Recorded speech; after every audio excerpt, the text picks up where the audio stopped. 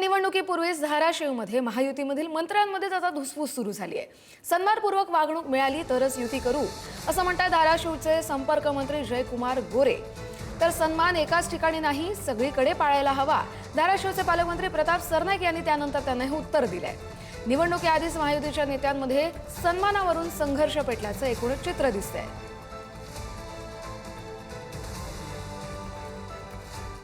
आपण सगळीकडे संघटित ज्या ठिकाणी आपल्याला जमेल महायुतीचा विषय आहे, झाली सन्मानाला आपण सोबत घेऊन करायचं, सन्मानाला झाली तर सोबत घेऊन करायचं, आणि जर नाही झाली तरी आपण भारतीय जनता पक्षाकडून म्हणणार आहोत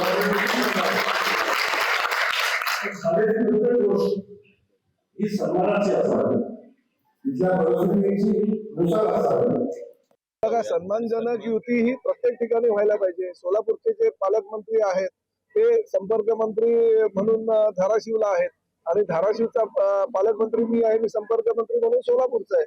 त्यामुळे समन्वय आमच्यामध्ये आहे, आणि जयकुमार गोरे आणि राणा जगजित पाटील आणि माझी ही चर्चा सुद्धा मंगळवारी कॅबिनेटच्या दिवशी झालेली आहे। त्यामुळे मला असं वाटतं की महायुतीचं कुठलंही जे टेन्शन काही लोकांना आहे ते काही टेन्शन दूर होईल, आणि महायुतीच्याच माध्यमातून आम्ही ह्या येणाऱ्या नगर परिषदेच्या, जिल्हा परिषदेच्या आणि महापालिकेच्या निवडणुका लढवू।